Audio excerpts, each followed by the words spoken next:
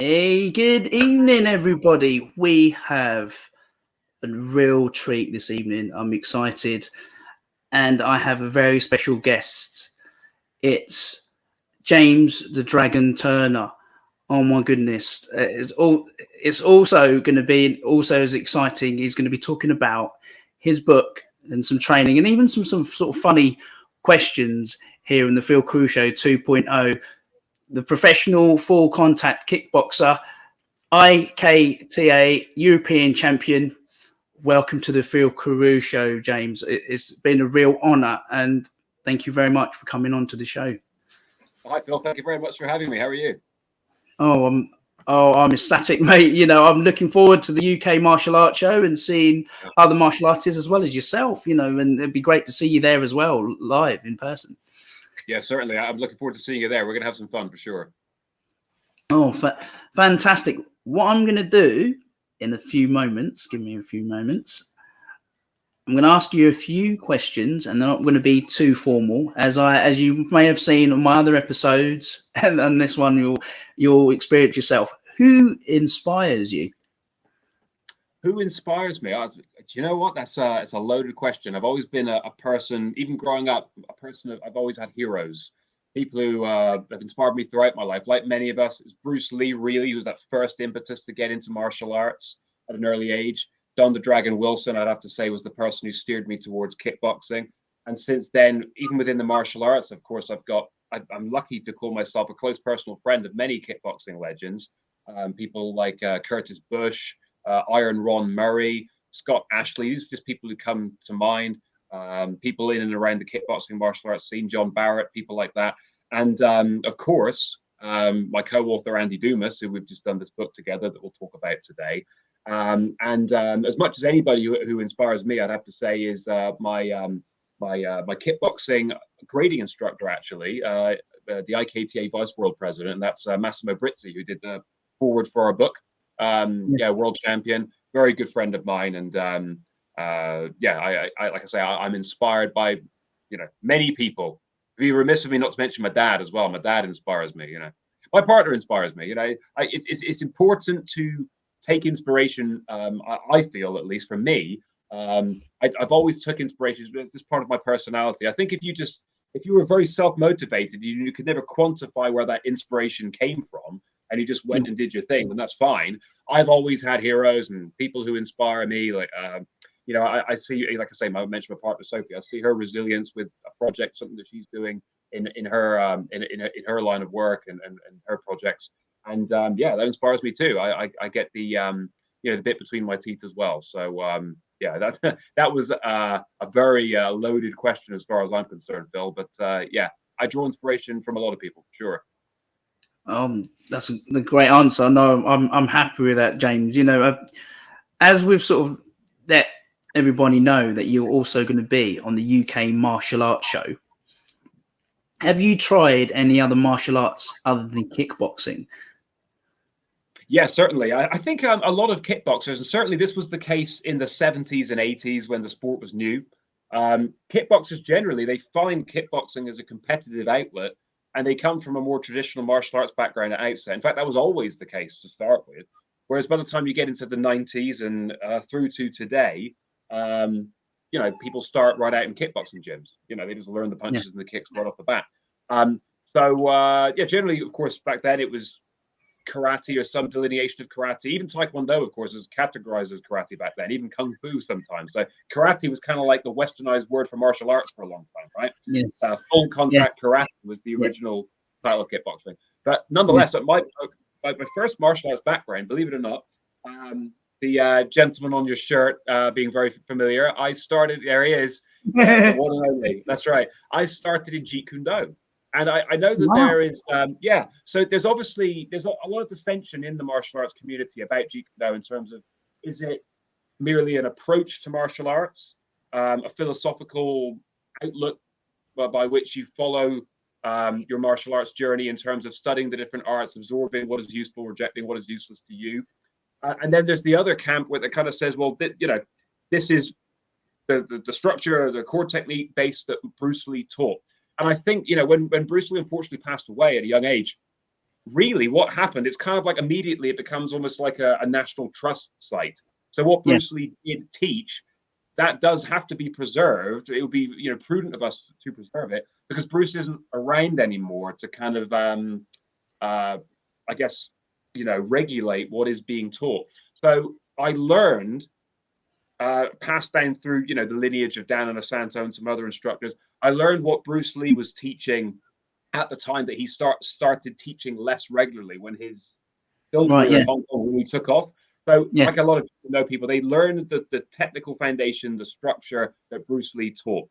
Now, from there, of course, I took many of the physical lessons from the martial art, but even more so the philosophical outlook. So Yeah. you basically then apply that to all the rest of the martial arts that you learn, and as we mentioned, you take tools from various arts, and you kind of curtail them to fit your individual physical kind of structure, the way you're built, your preferences in terms of movement. It can take an experienced martial artist to be able to be a martial artist to be able to do that effectively. It does take some time and experience, but nonetheless, it was Jeet Kune Do, and that was taught in a school, along with Filipino Kali and a Eskrima. So you got the Filipino connection there, and Indonesian Silat as well. So as Yes. well as that, and as well as that, I did some submission wrestling, Brazilian Jiu-Jitsu training as well. Some kind of rudimentary self-defense work, like brutal knees, elbows, headbutts, the real kind of, I guess you would call, more brutal self-defense aspect of things. That was kind of an offshoot of the Jun Fan Gung Fu Jeet Kune Do that was being taught as well. So I was lucky to have a very strong foundation in the martial arts. That Wow. was through Dave Carnell's, the late Dave Carnell. It was through his Impact Martial Arts Academy. My instructor was Sifu Ian Nudi. He's a very good martial artist, still is a very good martial artist. Yeah, that was my really good foundation before I found my knack with the kickboxing and took off in that direction. Oh, wow. I'm impressed.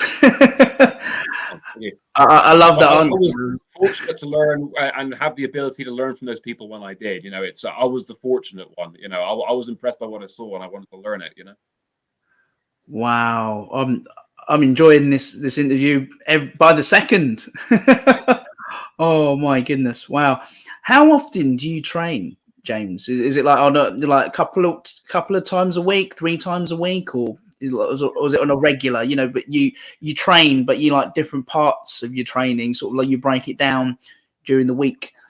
That's right. Yeah, I follow what you'll often hear in boxing, kickboxing. It's kind of like this basic format dates back a long time, but we now know it's been scientifically justified, the energy systems that you use. Because I do have a degree in sports science myself, so I was able to actually go into university and independently look at the research papers, quantify the information that I had at my disposal, and compare it with my own anecdotal experience as a high-level professional kickboxer. And I was able, to justify that getting up in the morning and doing the runs, people roll their eyes and say, oh, that's out of date. You don't need to do that. You do that in the right way and you stress the aerobic and anaerobic system effectively. If you're running 6 mornings a week and you're training for a fight, your fitness is just going to be.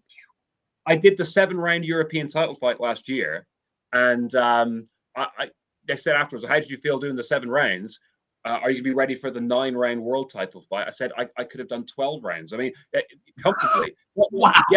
Yeah. Not every fight is going to be at that pace, admittedly. And I did more than just the running, of course, but I did the rest of my training. But I'm just saying that core foundation of get up in the morning, have a cup of coffee, and I do my 4 or 5 miles. Usually 4 miles. The sweet spot run for me is often the 4-mile run. People think, oh, you must be running 6, 7 miles a day. No, I do a good quality 4 miles with interval sprints. I say 4, it's closer to 4.5. But the key is I do that 6. Yeah, absolutely. Yeah. I do that 6 mornings a week. Yeah, I do that Monday to Saturday without fail. I do that every day. And that's the one aspect of my training that I don't really change. Whether I've got a fight coming up or not, I do my run every morning. Sometimes might do a bit more, 5, less often 6 miles. But that 4-mile run is my favorite. And I really don't require any more than that. That 4-mile run, 6 days a week, I intensify it a little bit when I've got a fight coming up. So I always run a minimum of 7-minute miles or faster. By the time I'm really training for a fight, just little variables like the hills that I'll go and find steeper hills or I'll set the incline on the treadmill higher and make the sprints a bit more intense. Just little things to make it just peak up a little bit more. But I'm always very close to my top level in terms of running anyway. So I always keep the running consistent. The kickboxing training, of course, that's what you do in the evening in the gym. So I run in the morning, train at night. Kickboxing wise, if I haven't got a fight coming up, I do a less version of what I would do when I have a fight coming up. But if I don't have a fight coming up, I'll go into the gym. Like later tonight, for example, I'll go in the gym and I'll do 3 rounds of shadow boxing, 6 rounds on the heavy bag. Maybe I'll do 10 minutes on the jump rope, and then I'll do some abdominal exercises, some stretching, things like that. That'll be my workout for tonight, because I'll come back again and do something similar tomorrow. But I've got a fight in June, which is for the WPKO Intercontinental Light Heavyweight title. Yes. Yeah. And when I'm training for that, I'll go into my fight camp mode, which will be, I'll start with the 3 rounds of shadow boxing, but I might do as many as 10 rounds on the heavy bag, intense pace, high work rate. And then after that, I might do 15 minutes on the jump rope. So everything's just a little bit more, 15 minutes straight on the rope. Then I'll do 3 rounds maybe of shadow kicking, followed by 3 rounds of shadow with just the hands, and then 3 rounds of shadow kickboxing. If I've got sparring partners available that day, I might spar. So the training's just amplified that way. I also I do that 6 days a week. So it's the morning run and the training in the evening. If I don't have a fight coming up, I may just train 5 days a week and take the weekend off. But certainly when I've got a fight coming up, I train 6 days a week. And the one addition to that I should mention is 3 days a week I lift weights for about half an hour or so. So just 3 sets of each exercise, 10 to 12 repetitions. It's a heavy enough weight. People say, do you lift heavy weights, light weights? That's kind of a bit of a misnomer question, because the weight you choose, you want to fatigue at 10 reps or 12 reps, depending on what you're shooting for in that set. I detail this in the book quite extensively. A good way to go, the first set you choose, try to find a way. It takes some trial and error. On the 12th rep, that's the last one you can do. Take a minute, 2-minute rest. Second set, increase the weight slightly. Now you should find yourself at a weight where you can only squeeze out 10. Then on the third, then you take another minute or 2. Third set, you go back to your initial weight that you used for the third and final set of this exercise, and then you do as many reps as you can. If you get 12, I think by the time you build up the requisite fitness, you should be able to hit 12. You might even be able to bang out a few more, knowing that it's the last set. So it's a really good way of building your whole muscular system in a really time-efficient manner. You don't need to be lifting weights 6 days a week, but as a kickboxer, as a supplement, you can get a real good balance of speed, strength, endurance. The whole muscular fitness is encompassed. So I do the weights 3 times a week, half an hour or so.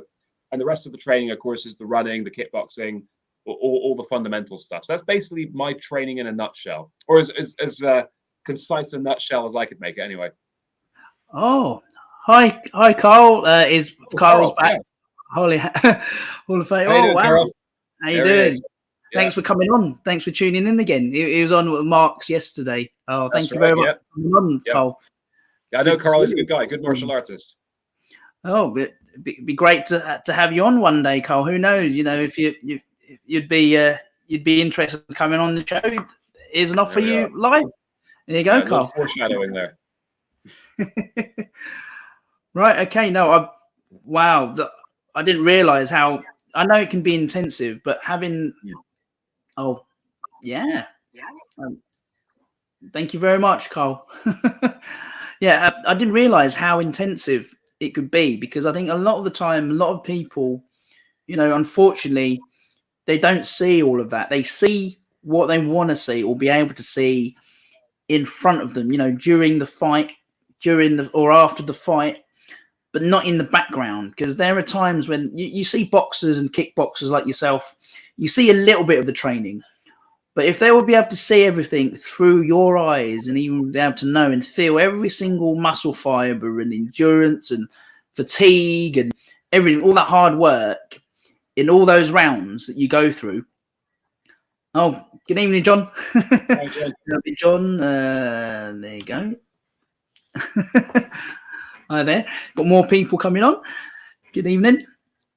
You tend to get times when you get, unfortunately, people, myself in the past, before I ever did martial arts, we always see what we only know, but when we hear about what you have to go through, the initial type of training, you know, any kind of athlete, and anything athletical or with weight training or aerobic, you know, anything aerobic altogether and anything physical, there is a lot of, you know, time taken up for that. You know, have you ever sustained any form of injuries, or were you lucky not to get into that position when you're like, well, hang on a minute, if I continued pushing too far, I would have like pulled a muscle or not been able to have that fight or anything like that? You know, if you come quite close to something when you thought, oh, I'm lucky I didn't do that, because then at least I've maintained that kind of energy to exert all of that into my next fight. Yeah, that's a good question and a good point, because I have learned from experience. I have had injuries in the past that have put me on the sidelines. Luckily, nothing too drastic, like a major broken bone or anything like that.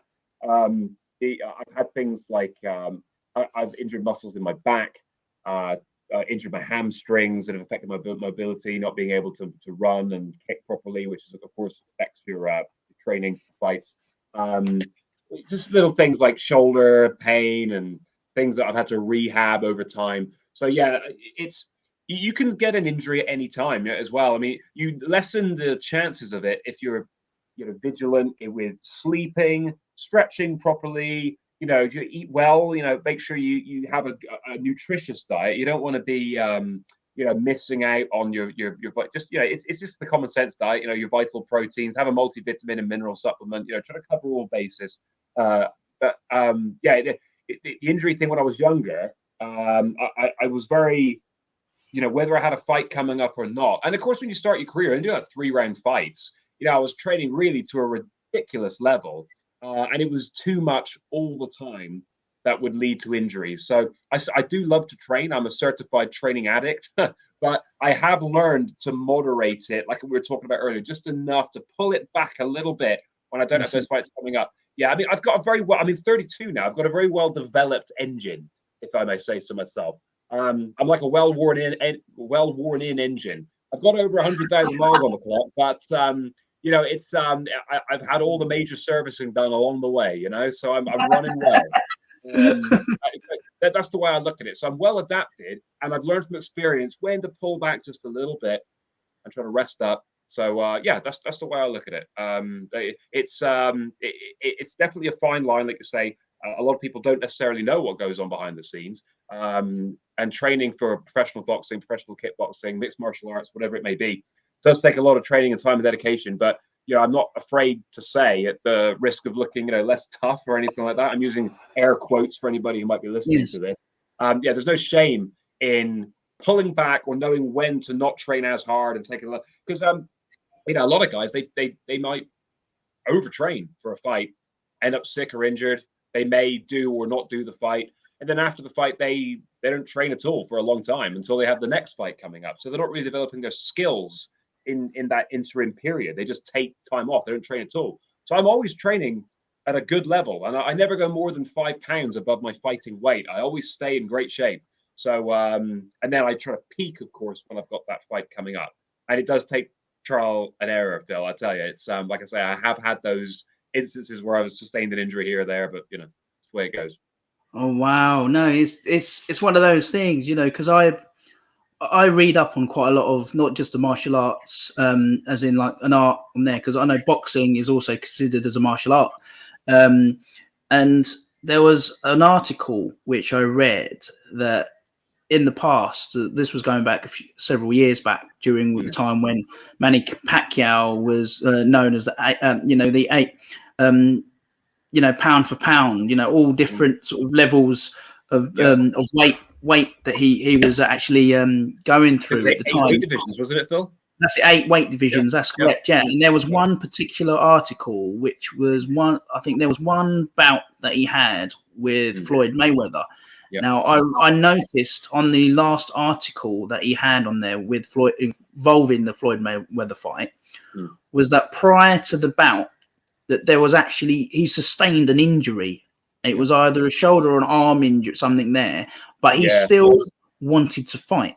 Now, not being 100%. Now, having been said that he did all right, What would the fight have been like if he was at maximum, level? Yeah. It would have been a better fight. Yeah, well, this is the problem, unfortunately, with boxing. Is a bit of a culture that's developed. It's such a high money. It's such a monetary sport. There's so much money at stake. There's so many people invested in it. There are bankers and like I say, investors, people who run the hotel, they run the casinos, people in Vegas. There's so many invested parties, and that fight had been mooted for so long, and it would always fall through in negotiations between the promoters or what have you. And so when the date was set, I don't know. Maybe Manny Pacquiao and the wildcard gym, maybe even the promoters, the management team. I don't know if they felt some pressure that we need to go through with it anyway. I think that probably the main thing that it boils down to is Manny Pacquiao is a very proud man and a very proud champion. He wasn't going to back down and not fight. He said, no, this is the big event. I'm going to do it. And I'll go out on my shield. But like you say, it's a fine line because there is like an old school mentality. I mean, in a lot of sports, if you have an injury, I have an injury. So I don't want to, compete at less than 100%. It wouldn't be fair on the spectating public when you look at it that way. So I'm going to sit this one out. Sorry, everybody. We'll be back. But in the fight sport game, there's this kind of macho thing where, oh, but you're a fighter. You never give up. You go in there and you got to fight. It's like, yeah, but the guy's not even made it to the dance. He's already injured. I mean, so what are we doing? There isn't like this kind of old school mentality there where you can't be seen to withdraw. There's a boxer from Germany I'm a big fan of called Jürgen Bremer. He was several-time world champion, light heavyweight world champion, and he had a fight that he actually took when he was not 100%. And after that fight, he lost the fight and on a decision, I believe. And he said, "I will never again go into the ring at less than 100%." Now that is a bit of an extreme example because I think we all get in the ring at less than 100%. I mean, I can say I've always got some kind of minor injury of some description that I'm dealing with. I think everybody does. I don't think it's a secret. But Jürgen Bremer, he did have a few fights and he did fall under scrutiny because sometimes it would be quite close to the fight. And he went down with a virus, he got an injury, and he would pull out of the fight. Fight's off. Now, of course, the whole event then collapses potentially, or they have to bump up a preliminary fight to the main event, and the fans might say, oh, well, this isn't what I paid for or whatnot. But it's a difficult one because on the one hand, the fans are still getting a night of boxing, whereas Jürgen Bremer, it's his health, it's his reputation, it's his career, and he says, I'm significantly enough injured, I'm not going to do it. And Manny Pacquiao being the proud champion that he is, he went in there and he did it anyway. You're quite right that, let's say, put it back 3 or 4 months, what would the fight have been like then? This is what I mean, and a lot of the time, I think even these days, this is just off the cuff actually, because being, while I'm on here, rather than just looking at all the questions, that the important thing that I want to know is that when you train, you guys, how do you feel? Even as a sort of a pro fighter yourself, when you go in, a lot of the times you get this sort of image where you think, oh, there's no fear. There must be a small percentage which balances. There's a balance that people don't realize. Even when I used to compete myself at a lower level, I might not have been at pro level, but I was at a lower level when I was competing. I remember even being on the mat or the canvas or wherever you are, doesn't matter whether you're in the octagon, ring, doesn't matter. You're still competing.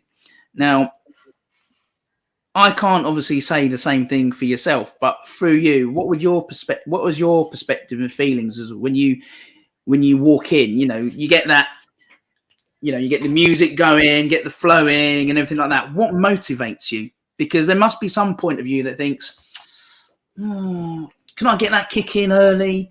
Shall I get in? Shall I uppercut him? Shall I just sort of prolong the round, by just giving a few jabs and then not going it? Because some people like to slow it down and other people like to speed up because everyone's got a different pace. So what's that like from you? When you walk in, do you go through some sort of they call it a ritual thing in your mind, what you go through every single bout, or do you change it up a bit and go, right, hang on a minute, I did that right before, how did I feel this way? And what's that like for you with your own sort of insight? Well, first of all, when I'm preparing for the bout, when I'm running a lot of the time as well, in my mind, I do visualization in my mind, and it's positive reinforcement. So generally, I'm defending the strikes, I'm countering effectively. Sometimes I'm in difficult positions. So I might have to, you know, take a shot and cover up and slip and everything. So they're realistic visualizations, but I'm able to keep my calm in the eye of the storm, counter punch, move my spin around, hit it off, move back to the center of the ring, get my combinations off. So I do visualize a lot that way. And then when I'm actually there on the fight night, for example, the adrenaline kicks in, and it of course you know, it's how you channel it. So we're human, so the adrenaline's going to kick in subconsciously, consciously. Your body knows you're going to go to war, right? So that's the term to go to war. You know what I mean? You know you're going to have a fight. Yeah. So you channel that in the right way. So how did I get into kickboxing? I was inspired by the people I grew up idolizing, like I explained before, right? So I channel that in the right way. I'm excited to get in the ring. This is what I've been training to do. This is what when I was a kid, I was inspired. I wanted to do this. You know, this is what it's all about. So I'm very motivated to get in there and do it. I enjoy it. It's a case of kickboxing. You know, Don the Dragon Wilson himself said this once, and it is true.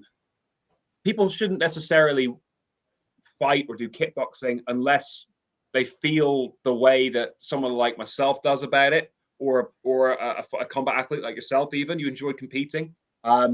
It's something that you don't want to be coerced or feel like you're being forced into being a competitor. There has to be a level of enjoyment. Different people suffer with nerves, and you know, they're scared of what might happen to varying levels. Again, largely because of people who have influenced me. I've embraced a lot of the philosophy of martial artists as I've grown up. I've been very ingrained with that. Everybody from Bruce to Don, like we talk about, to Massimo Brizi, who did the foreword for the book. Like I say, great kickboxing champion. And for me, I'm very confident when I get into the ring. I'm very self-assured. So I get the adrenaline rush, and I use it to my advantage. I don't dwell on potential negative outcomes. I mean, anybody can slip on a banana peel and get, you know, hit on the chin. But I prepare myself, and the confidence comes from the training, of course. I prepare myself physically, mentally. There's nothing to be scared of as far as I'm concerned by the time I get into the ring, because I'm prepared. I mean, you know, injuries, like I say, getting hit with a fluke shot. So at a certain point, you know, you have to not let yourself worry about the potential negatives. You think, well, I'm probably not going to randomly just fall over, or, you know, I always keep my chin down. So if I get hit, I'm not going to get hit on the chin because I keep my chin down, I keep my head moving. I'll protect myself. And if I do get hit, well, I'll deal with it. So it's kind of like when you just navigate your way through everyday life. You would be too scared to step outside your house, of course, if you were worried about, you know, a meteor just falling from the sky and falling right on you, right? So it's kind of like that. So it's what you've trained for, it's what you prepared for. Going into the office every day, for example, do your work. I get into the ring. I'm a professional kickboxing champion, and that's what I do, and I enjoy it. I love my vocation. So that's how I feel about it. I feel the adrenaline, but I get in there and I let it free me up to do my best and make the most of the moment. It's like putting my foot on the gas. I use it to my advantage. That's how I use it. Yeah, no, I like that. Yeah. I like that. No, it's the rush. I like, for some reason, for me, it isn't just the adrenaline for me. It's living that moment, because I remember when I was competing at a lower level, when I was competing myself at a younger age at the time. I do actually miss competing because I was very, very competitive. You know, no matter what I did, I was very, very competitive. But even if when I was at a certain level and I learned from that, it was really odd. I learned from early on that even if I didn't get to the level where I was, I came back with something that was like a treasure for me, because no one can take that away from you, knowing what it's like to be on the flip side and being able to be where you want to be, like now, you know, in regards to that. And I remember, I think a few times when I thought, oh no, I'm not going to get these. Like you mentioned, you know, when you're a lot younger, obviously you think, oh, you want to get somewhere, you want to do this, you want to get to this position. But there's going to be slip ups where you think, well, what did I need to do right? What can I do right this time? And I got the right, I had the right, right group of people, right network, the right support. And it's made me who I am now in regards to, like, even martial arts. I must put my hand up to it. Not many people that may not be aware of this, but self-confession of martial arts saved me. You know, when times were hard, it wasn't the films, it was just martial arts itself.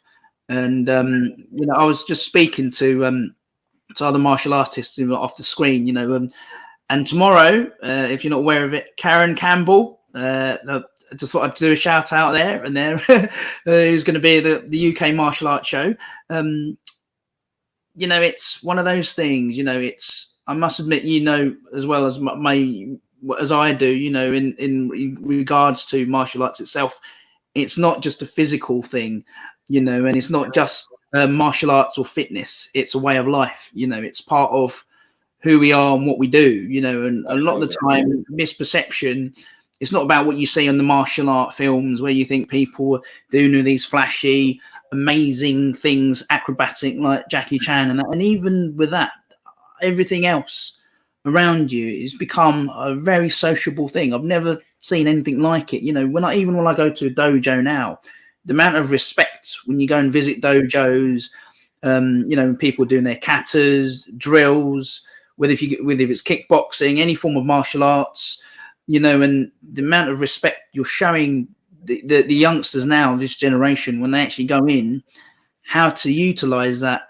you know, in incorporating that in their life, you know, as well as what you would do in the dojo. Because I think it's important now. Sometimes we lose that track of that, where you see some of the youth where, you know, before you see the initial transition from where their character has changed, you know, before they've gone into something like another form of discipline, you know, boxing, kickboxing, any form of martial arts, or any kind of physical activity that they've gone into that's new.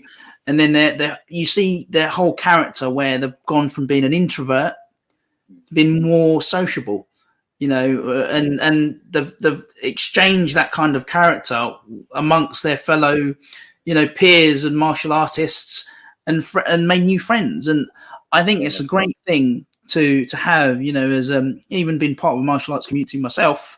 I've noticed over time that I've never seen anything like it, you know, with the great community of fellow martial artists in one area, you know, and that'll be the first time in number of years, this coming May 6th and 7th. Just to let everyone know, James the Dragon Turner will actually be in the UK martial arts show there in the Doncaster Dome on 6th and 7th of May. Be there, and you've got the UK martial arts awards as well. The Hall of Fame awards will be on Sunday evening. Just if you're not aware of that, just to let you know. And after the show, after I've spoken to James himself, there'll be some information which I'll add on there. And after I've spoken to James, I'll have some information from himself if you're interested in his book and some other bits and pieces in relevance to himself.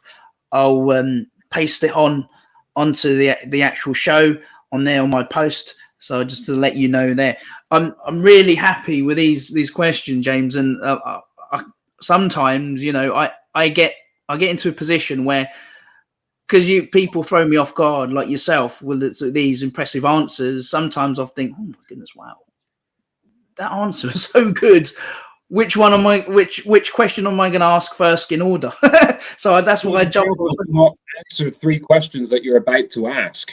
You know, you got to be careful with that. Sometimes when you're a chatterbox like me, you got to be careful to just run away too much. But thank you for the kind words, nonetheless. What is your favorite actor? Who is your favorite actor? Who is your favorite actor, should I say? My favorite actor, full stop. The first name that's got to come out of my mouth, of course, because of where I am in my life and who inspired me to be the man I am and the films I've watched more than anybody else. It's Don the Dragon Wilson. I mean, it is. That's my favorite actor. I love his movies and everything else. Now, there are other actors who I really enjoy a lot within the martial arts. I mean, some of them wouldn't even consider themselves to be actors first and foremost. But a very good friend of mine, John Barrett, he did act in less movies than Don, but he did a few films. American Kickboxer is it's the quintessential film about the actual sport of kickboxing. I mean, people say about Kickboxer with Van Damme. That really is a film about Thai boxing because they have it where Dennis Alexia was a real champion at the time.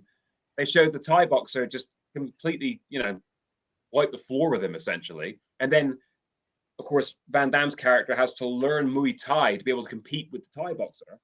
And the techniques that Van Damme actually does at the end of the film, they're more kind of karate based anyway, but that's, you know, I digress.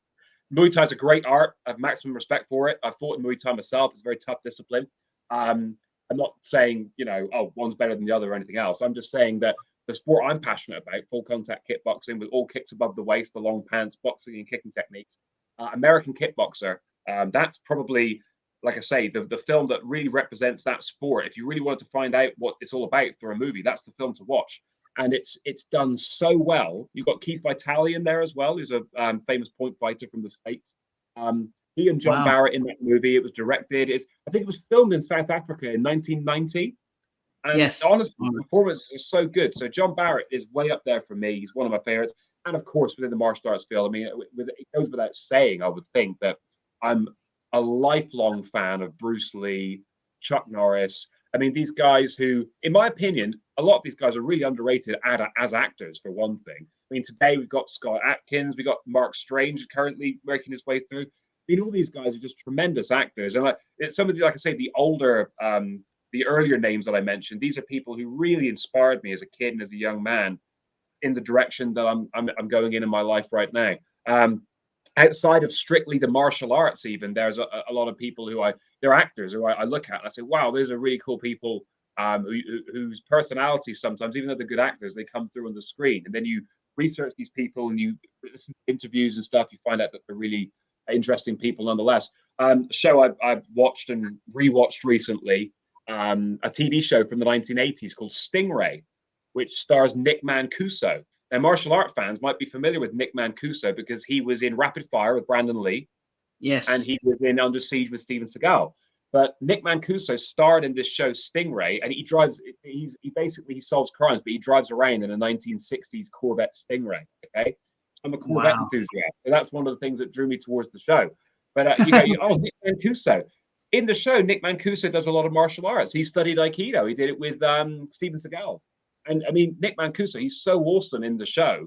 He's definitely one of my favorite actors for sure. I mean, if you ever get the opportunity to speak to Nick Mancuso and interview him for the show, I would say certainly take him up on it. Very interesting man, and tell him that I'd like to say hi too. But yeah, there are many actors. It's funny, isn't it? Because the medium of acting. A lot of us in martial arts, we're really inspired by these people who go into the movies, the films, and especially as youngsters, we see these heroic characters. Let's say, like you say, kids in school who may be introverts, right? They go to the local martial arts center. That's it. They see the senior students, the instructors. They have good role models. They watch these martial arts movies. Some of them, they're more geared towards an adult audience with the violence. We're not really strictly supposed to be seeing these films when we're younger. But I tell you what, I was glad I snuck around that and watched those martial arts films because they put me on the path for my life. Oh, the films have violence in them. Well, I tell you what, those films gave me role models that I didn't see them anywhere else. I didn't have the accessibility to find those role models through anything else. I mean, yeah, you have superhero movies, but the martial arts films, I got to see people like Bruce Lee, Chuck Norris, Don the Dragon Wilson, etc. So yeah, just to kind of cap off that question, again, very long-winded answer. It's interesting. I think a lot of us as martial artists, like the conversations you've been having over the past several days, you were talking about these guys with Paul Burnett and Bob Sykes. We love the martial arts film actors. We're inspired by them. There's no doubt about it. The guy who's most directly influenced me for the longest in my life, it's Don the Dragon Wilson. I watch his films more than anybody else. Got to put Bruce Lee right up there too, though. Got to be right up there with him in the martial arts space for sure. I mean, how can you not have Bruce Lee right up there, right? Well, this is it. I'm looking forward to. So hopefully one day, I know he'd probably be listening and watching this. Don the Dragon. I think obviously because he's a busy man, I think it'll be quite ironic. Actually, one day he'll say, "Well, actually, Phil, now I'm actually on here." Because apparently Silvio says he's got some good stories and funny stories to tell. Apparently Sylvia CMAC mentioned, because when I was on the first episode that I had with Silvio, he mentioned that Don the Dragon has got some stories to tell and some funny ones as well. In regards to not just knowing him personally like yourself, Silvio, C-Mac, and yourself have got sort of close links with Don the Dragon. Now, in regards to films, because I don't always put all the questions out in order, I have particular type of questions, but these are sort of ones, quite interesting ones that will put your way. What would you say are your top films in general? Because I usually say martial art films, but they can be anything from the old up to new. So what would you say your top films that you like in regards to old to new? Sure. So I mean, I respect greatly the Shaw Brothers films that even came, before Bruce started starring in movies in Hong Kong. Obviously, the 1970s was a golden age. You had everything, every genre and subgenre within the martial arts, and of course, there were great Filipino martial arts films made throughout the 70s into the 80s and 90s. There were Hong Kong Filipino co-productions, some great movies, Taiwanese movies. And then, of course, over in Japan, you had a whole martial arts action genre as well, Sonny Chiba. There are great movies being made in Korea. So there's a very wide breadth. And I can tell you, through my adolescence, any martial arts movie subgenre you might think of, I went through the lot of them. The ninjas, you name it. Yeah, I mean, I think, I was a real anorak. I mean, you'd have to really go some to catch me out and have me unaware of movies, particularly the older films, because now, of course, as an adult, I'm busy with my own kickboxing career and training. I try to keep up with the films as best I can. I still enjoy it, but as an adult, sometimes it's time limiting, right? When you're a kid, you get off school and it's just get stuck in VHS, DVD, here we come. Whereas, but my top films, I'd have to put. I mean, you could put Bruce Lee films as like a collective one deal. I mean, because that really would inspire me from day dot. I think one thing I realized throughout my martial arts movie viewing life, which has been a long one to this point, I enjoy and respect all of the films. Like I say, I think I realized my favorite kind of martial arts movie format, in terms of a broad stroke, I like a character who's trained in the martial arts, existing in a contemporary setting, or contemporary to when the movie was made, whether it's 70s, 80s, 90s, and beyond, right? Because it's more relatable to the world we live in now. You can have like a beautiful period piece, rural countryside movie set in China from 200, 300 years ago, and it's great movie. Sometimes you can be in the mood for that, Whereas like a general like actioner, so you put Don the Dragon Wilson in a leather jacket and sunglasses, and he's a cop, and he's got to go and infiltrate the bad guys, illegal activities, and he's going to go and beat them up. And I'm in. It doesn't matter, I'm always in for that. That kind of thing, I like those contemporary set films. It's difficult for me to put my finger on one film. If we talk about, let's talk about Don the Dragon Wilson then. So the Blood Fist are great. I think Blood Fist 2 is one that I love them all. I mean, they're all like right up there. Blood Fist 2 is one that I often steer people towards if they've never seen a Don the Dragon Wilson film before, because it's basically Don playing himself. The character is Jake Ray, but it's Jake the Dragon Ray, and he's the world light heavyweight kickboxing champion.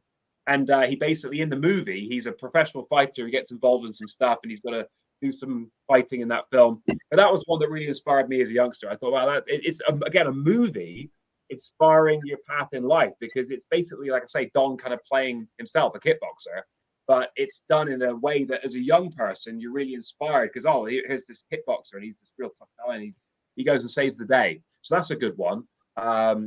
Black Belt, Red Sun Rising, Lion Strike. These are all great movies of Don the Dragon Wilson. He's done so many.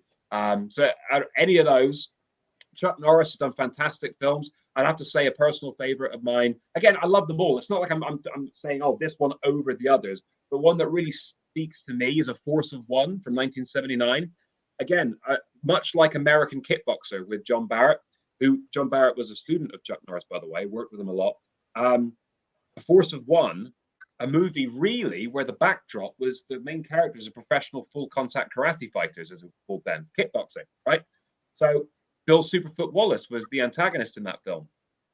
So it's a movie. It's martial arts in a contemporary setting being used in an action adventure thriller in the modern day with 1979, or when the movie was made. And another thing for me, real, because I'm into the sport end of things, the professional kickboxing, real champions in the movie. Yes. I'm guilty as charged here. It doesn't necessarily matter if they're not, classically trained actors, or they can do it well enough for me. Certainly when I was younger, I didn't, have that. Even now, it doesn't matter to me that someone's got the acting credentials. I respect that. If you've got like a well-trained actor who's worked his way up the ranks, just like a fighter works his way up the ranks, right? You respect that. But if I'm watching a martial arts film and you've got a guy who's made his meals, he's cut his teeth in the martial arts, but he's come onto the movie set and he's doing his best. He's having a good crack at it. A good martial artist, to me, can be pretty convincing right off the bat. So, those are some films that come to mind. So we can say Enter the Dragon, Force of One, American Kickboxer, and then, of course, all the Don the Dragon Wilson films are personal favorites of mine. Gary Daniels, love his movies. Yes. He's, of course, kind of what I'm doing now. He's kind of a pioneering British kickboxing champion who, made a name for himself and kind of developed a portfolio career in the martial arts because he's done the acting, he teaches. He's kind of like a beacon of inspiration to people, which we'd all like to be that, right, and help people. So he's been a great role model in the martial arts, and he's done some fantastic movies over the years as well. I mean, really underrated for me in the wider public space. I'm very glad to see the guys today getting the recognition that they are, but I always feel like Gary Daniels could have had even more because he's really a fantastic talent. Still is. Definitely, because I've noticed over time, as well as being a martial arts fanatic and also as a martial artist, I think it's funny that when you look into things a lot more, you don't realize that even some people that weren't even what I've noticed that weren't even a full-time martial artist have actually surprised a lot of people, where behind the scenes, leading up towards the film, they've actually got up to a particular grade level. Now, it's ironic because after the film or second film that's come out that they've been training, they've actually become an actual full-time martial artist off the screen. Absolutely. Now, a lot of people don't realize this because they think, oh, they're only doing a few techniques just to make it look flashy and good. But no, they haven't. They've actually become an actual martial artist during the process leading up to the finished, completed product. So they don't realize the initial process that they've gone through, what they're actually doing. Because what surprised me was there was one particular actor, that Bob Breen, a very accomplished martial artist down in the Santos Academy, and also 4D Combat. A shout out to you, Bob. Yeah, you probably didn't expect that, Bob Breen, because he was actually doing some choreography himself, and a team are actually assisting and helping Robert Pattinson with the not the current one, the one that's just recently come out, the recent Batman film that's come out. So he's used some Jeet Kune Do and some other martial arts in there. But even over time, when I looked into this, he actually did some martial arts previous to it in his younger years, in his youth. But he's just obviously integrated, other sort of facets and features of what he needed to make the choreography look better for his character. It was very surprising because a lot of the time, this is the problem, you see, a lot of people don't realize that in the background, just because they don't bring it out, like if they weren't aware if you was the kickboxing champion and you brought out a book, they said, oh yeah, you might have dabbled, did a bit of, kickboxing. I went, no. He's a pro. That's why it says professional full contact kickboxing. It isn't like one of those things that you just put in the film, put together, end product, there you go, sell it, goodbye. No, bish, bash, posh. It doesn't work like that. A lot of people don't realize that there are experienced people, but maybe not at the similar level to you because, okay, they're not at a high level, but they've got some experience level, of former martial arts. You have to, because if you don't get it right, it looks odd. because you know when you're doing a particular movement, you probably have this happen to you. You know, an insight when you're doing something. You know, you look at it and you think, if I did that, that doesn't look right, because they try and make things a bit more realistic now. Absolutely. You know, in some to an extent, you have to make a little bit, tweak at something to make it look a bit fancy. But in realistic time, in real time, I think it was. I'm trying to remember. I'm trying to quote this. It was Samuel Hong on a martial arts movie feature when they're talking to like you and I, you know, when they're speaking to each other.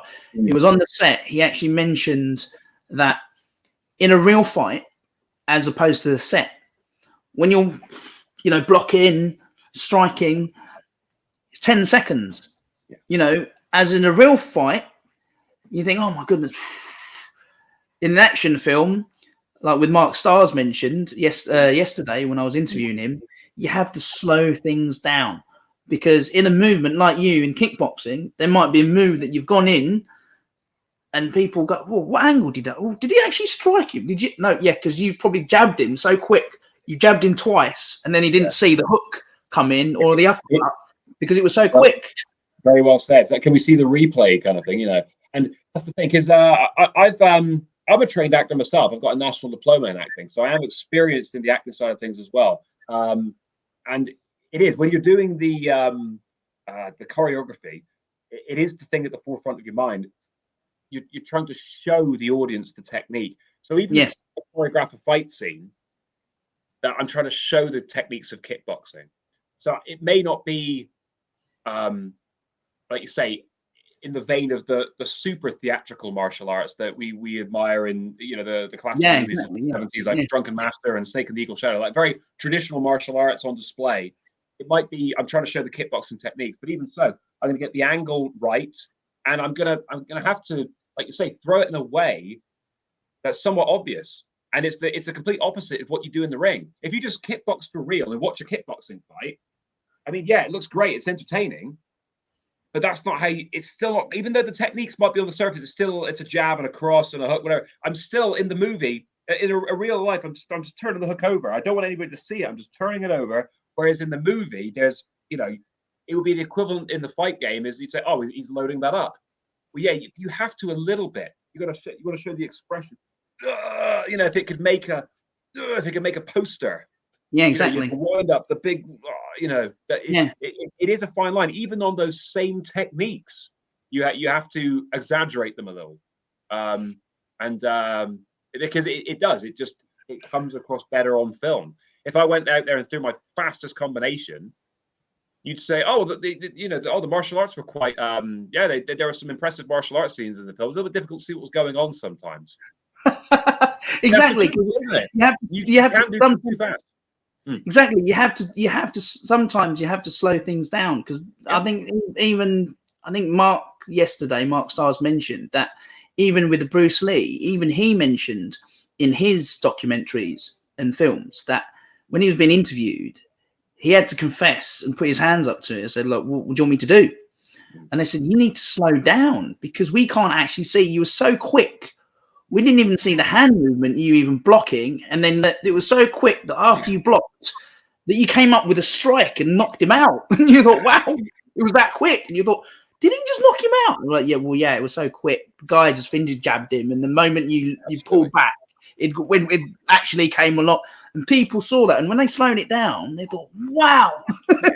You have to reel it in a little bit and slow things down. You think, well, come on, this is why they do the Mickey take of it. When you see someone, like even when you see these funny, let's just sort of throw it out there, where like romantic comedy things, where you see people an action put into it, where they're actually, when they're running to each other, you notice when these people are going, yeah, they're making fun of the theatrical way of performing. Exactly. It goes full circle, Yeah, and then the next thing you know, they throw in a curveball by making it tweaking it a bit by throwing something serious, and you think, whoa, hang on a minute, I didn't expect that to happen. Yeah, sure. And there'll be a character where they didn't expect them to be. They thrown it out there in perspective, where there could be an elderly lady or young lady.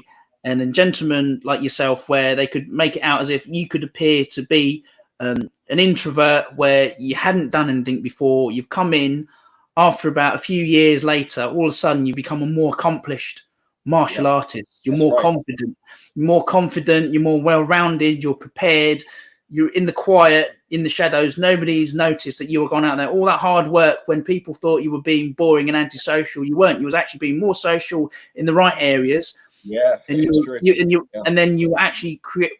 Well, you were progressing into something that people didn't expect you to be, and and those type of characters. That's what I love, stuff like that. And certainly, yeah. And when it comes to something like what you're doing yourself, how long did that take? The initial process to get the end result of your book, because obviously it must have been taken a lot of time up from where you started to create the book, to getting all the information and everything on there to get the end result. How long does that usually take, that kind of process? It must have taken quite a bit of time to get everyone in there. A little while, yeah. I'll hold up. Here is the book, by the way. It's Full Contact Kickboxing. Just hold it down. I've actually got the big banner behind, but we'll double up on it. So here's the front cover in full. There we are. Okay. Yeah, it's a guide to training for kickboxing. I'm trying to get myself. There we are. So have a little flick through. Kind of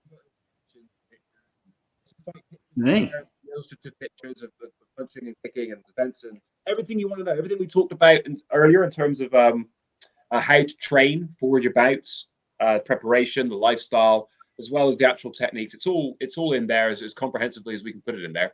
And as you say, to put that together, it does take a little bit of time. So I was a fan of the works of Canadian author Andy Dumas throughout my career, because basically at this point in my career, I'm self-trained.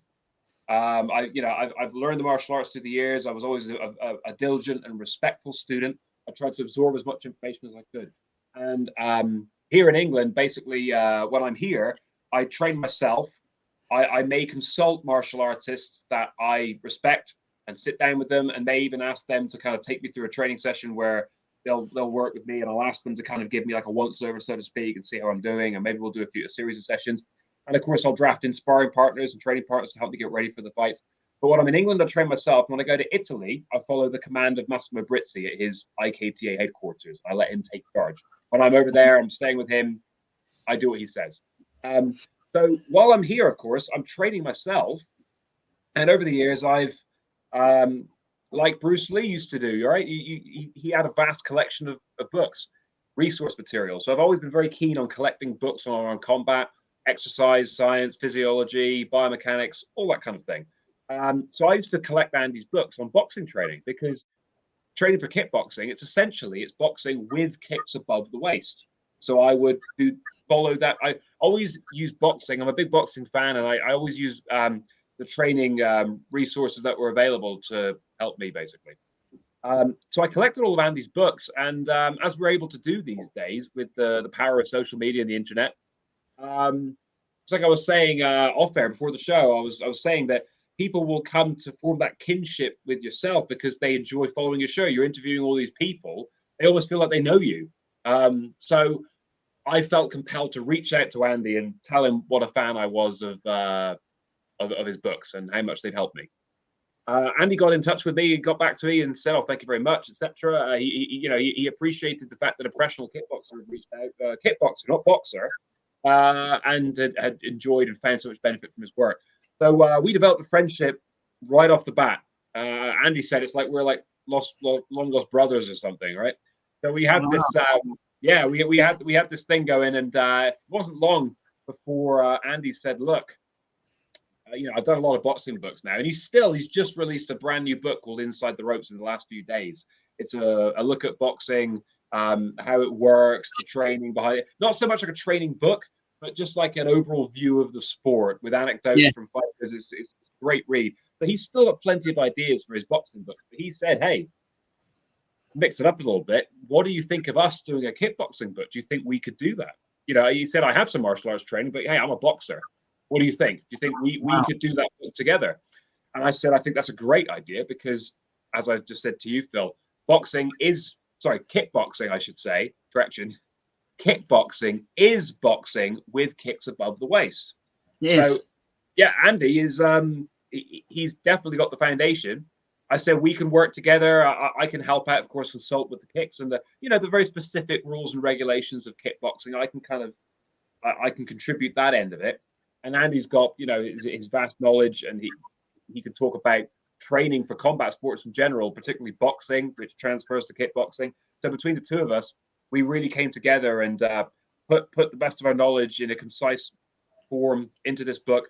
The book is, from memory, it's just a little under 200 pages, 192 pages, including the the preamble and the index. So there's quite a lot of information in there, a lot of photographs. So that's how the book came together. I think that we actually started putting the book together properly in lockdown. And I was finishing my university degree at the time as well.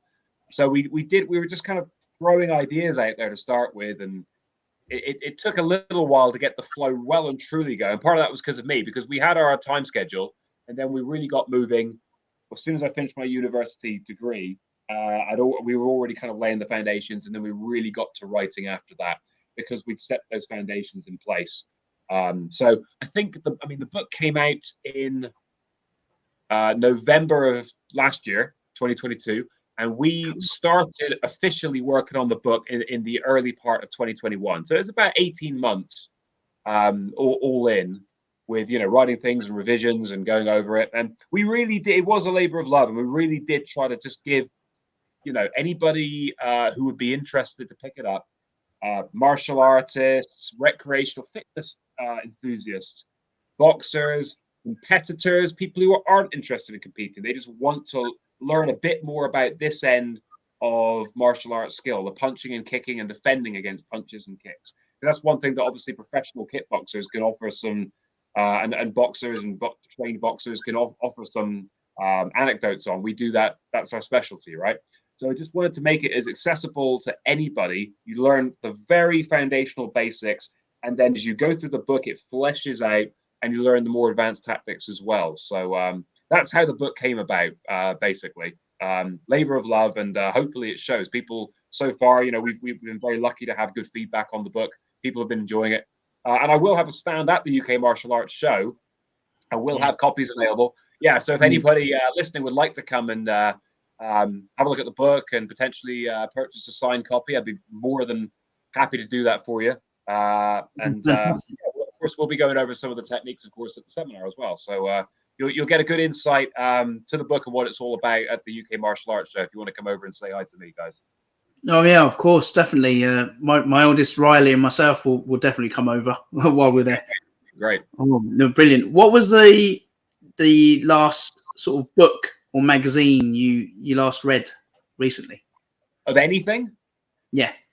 So the book I'm reading. Yeah. So the book I'm reading right now is called Corvette C4: A Collector's Guide to Originality. And because I've got a Corvette C4, I've got a '92 Corvette, so it's my favorite car in the whole world. So yeah, martial arts. You find we have these. We're passionate about the martial arts. We're passionate about things, right? So we have our hobbies, and we're really into them. So I was lucky actually to obtain the last copy of the book that's actually owned by the author. It's called Tom Falconer. He's a legend in the Corvette world. He's been in Corvettes for 50 years. He's from Kent, but he goes all around the world. He's been to the US many times. He was there for the launches of these various generations of Corvettes as they came out. So I'm reading and rereading that book right now because I'm such an enthusiast of the C4 Corvettes, the 1984 to 1996 model. So I'm enjoying reading that right now. That's the last, and again, the book I'm reading again right now. Oh wow, I'm impressed with that answer, because a lot of the time most people think, oh, was it a martial arts magazine? Was it a book? But no, it's something different. So it easily could have been, yeah. But okay. In regards to that, do you have any or hat or anything like that, or birds, anything like that? No, I think we broke up a little bit there. Could you just give me that one again, please? Do you have any pets? I do.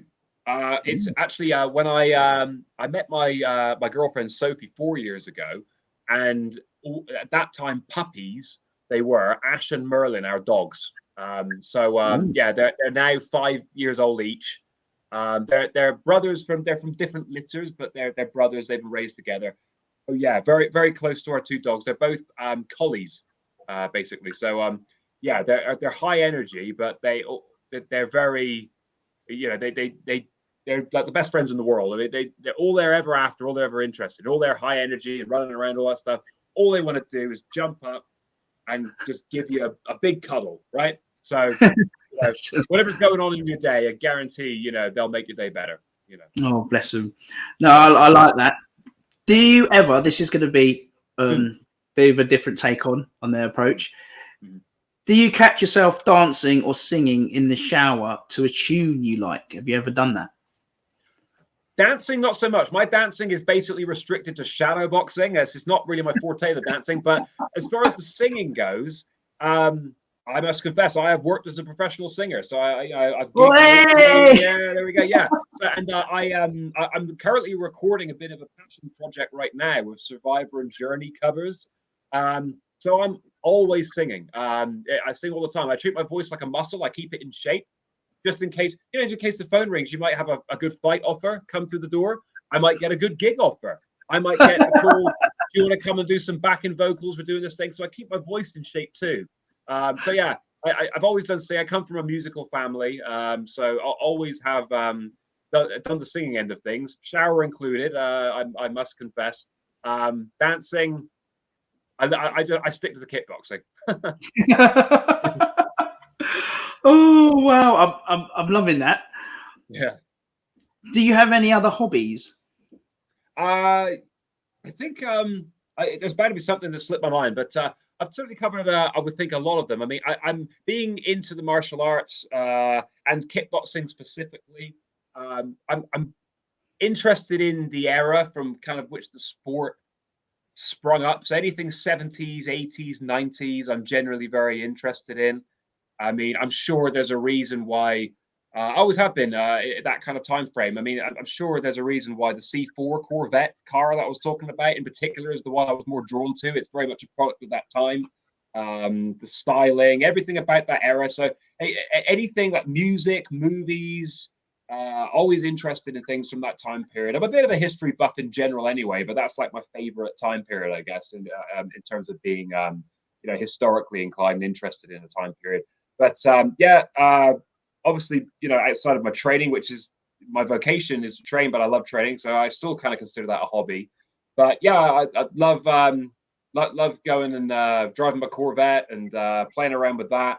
I love my music because even though, like I said, I've done it professionally, it is a hobby as well. I'm a big fan of various groups, like melodic rock and album-oriented rock, as they call it, AOR, West Coast, all that kind of stuff. I'm a big fan of that kind of music. And yeah, other than that, when I get a chance to play a video game, I enjoy video games.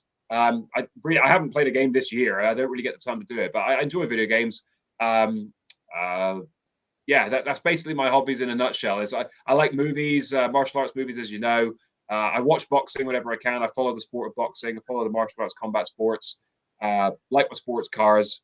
And other than that, with me, it's yeah, train, punch, kick. So I guess yeah, that's I'm sure I've forgotten something, but those are the hobbies that come to mind. You know, what makes you smile and laugh? Well, I like to think I'm a fairly you know I guess happy mooded person generally, I suppose, because I enjoy what I do. I enjoy the kickboxing. So love training, love competing. Like I say, there's no feeling like getting in that ring and when it's you versus him versus you, that makes me happy. That's like, you know, that's the one, right? So I love that. That makes me happy, and it sounds funny because you're not necessarily smiling when you're in there. You're concentrating, but it's yeah, that's a smile for sure. Love driving my Corvette. You know, it's when you're an enthusiast of, you know, sports cars, and you know, you appreciate the engineering, the style, and things that go into it. If you want to guarantee to see a smile on my face, then it'll be on a day when I'm driving the Corvette. Other than that, spending time with family and friends. I mean, that is ultimately, that's the, you know, that's the pinnacle, right? I mean, it's not you know, you can get lost in the flow of what you're doing and what you're accomplishing and what you're accruing. But really, what is any of it without people to share it with? You know, family and friends. That's the most important thing. So I enjoy spending time with my friends and family. That's when I'm laughing the most, when I'm with my family and friends. What is the funniest moment that you can share with us today that you can remember? Oh, a funny moment. I've had a few of them over the years. Oh, you know what? Yeah, because it PG rated funny moments as well. We got to make sure it's appropriate for you know, the audience out there. Yeah, of course. But, yeah, I would say a particularly funny moment was when I was giving a martial arts demonstration to a college, actually, and my friend who was on leave from the Marines at the time, he was helping me out with it. So he does do the martial arts recreationally when he has the time. I mean, obviously it's not his forte, but he can handle himself. Obviously he's a Royal Marine, but he's helping me with these specific techniques. There's a funny moment. I'm going to embarrass him a little bit because he's a quirky character anyway. And they started playing this Pirates of the Caribbean music before we walked on. I don't know why. It was just the Pirates of the Caribbean theme. So it's the da, da, da, da, da, da, da, da. Hopefully it won't copyright flag the thing, and I've hummed the music, right? But and it was nighttime, so you have the reflection. You can see your reflection in the window. And as this music started, he like, I guess, I don't know if he like half jokingly did it or he really needed to psych himself up, but he like caught his reflection in the window, and he thought he was psyching himself up. And as he did it, he looked and he could see I was looking at him. We both just cracked out laughing. So to this day, whenever we're doing anything now, if we were, you know, whatever we might be doing, if we're going somewhere, doing something together, when it's you know, here's what we're about to do, we'll both just start dun dun dun dun dun dun, you know. And then throughout that night on that demonstration, yeah, he's trying to help me out with the moves, but he's not expecting things, so he's getting hit, he's getting knocked around, and you know, we're trying not to laugh as I'm basically kicking his butt in front of a full audience of people. I'm trying not to do it too harshly, but that was a funny one. I guess it's one of those, you know, really maximize it when you're there and you see it. You had to be there. But to me, that's a funny one that sticks out in my mind. Because that was 15 years ago now, so I'm still remembering it. Wow. Yeah. Did you have a favorite toy when you were growing up? Oh, that's a good question. Just trying to think. I was a fan of RoboCop. Oh yeah, they did a TV series of RoboCop. It only went for one season, but it wasn't the movies. The early 90s, they had RoboCop the series. And that's it. You had basically a whole toy line. They were really trying to push this series. It was filmed in Canada. So I had the RoboCop model. There was a big one. There was a smaller one. You could take the armor off. You had the police car. You had the police truck. You had the villains. I'd have to say collectively, the RoboCop the series, the toy set. If I was ever into toys as a young whippersnapper, that was the one. I mean, that was some genuine excitement when you'd go into Toys R Us and find your latest RoboCop series installment. Yeah, for sure. Oh god. Oh no, I love that. I was a big fan of the. This is how much I was intensively into not just the movies but the characters of the films, because I even remember the name of the character, from beginning to end. And like sometimes my partner would say, "How do you take all this information in?" I could even watch a film maybe just once or twice. Yeah. And it's like as if I'm analyzing every single thing from the character intensively. All the way through to the end. Yeah. And I could even sort of squeeze a story into summarize it. And then they'd say to me, "Phil, you could be a film critic. Why don't you do that? You could explain what happened even without having to watch the film." And they could just visualize what happened. And I love that. You know, even with the RoboCop thing, Alex Murphy, they did a new one. They did a new one now in a movie with another actor, well-known actor, and it's not the same. It's not the same though as they tried to put a new take to it. It's not the same as the old one because they've done I think about 2 or 3, and then now they've got this new one, and it takes longer now for people to do like a reboot, not knowing whether if it's a flop or become a success. You know, and thinking, well, hang on a minute, that didn't really do too well. Maybe we'll just leave it at that and stick to that. And if I may say so, I think definitely just you know, even just right then, you've obviously shown you'd be a very good film critic, very analytical on it, because I think that's a very fair summary. Because RoboCop was a successful franchise, and I mean, I guess it's still happening now, but certainly it was a wave where everything had to be rebooted. It's got to be made modernized. And I don't know that necessarily always means better. I don't want to be disrespectful to the guys who made the RoboCop 2014 movie. They made a good, solid movie, great actors and everything else. Did they need to call it RoboCop? Well, I think if you put the original RoboCop into the theaters today, it would be a massive hit. I mean, 1980s culture, I'm happy to say, is popular again. People like the music, the style. I mean, everything goes full circle. I don't think the RoboCop needed a reboot, and it says it all, because I know there have been on and off plans for a new movie, which would basically be a distant sequel to the original film. So literally ignoring the reboot. And that there's a new video game coming out soon, and it's the likeness of the original RoboCop. It's not the new. I think that speaks for itself as to how successful that particular reboot was in terms of its long-term value. I think they made a great action movie. Maybe call it Future Cop or something instead, in my opinion.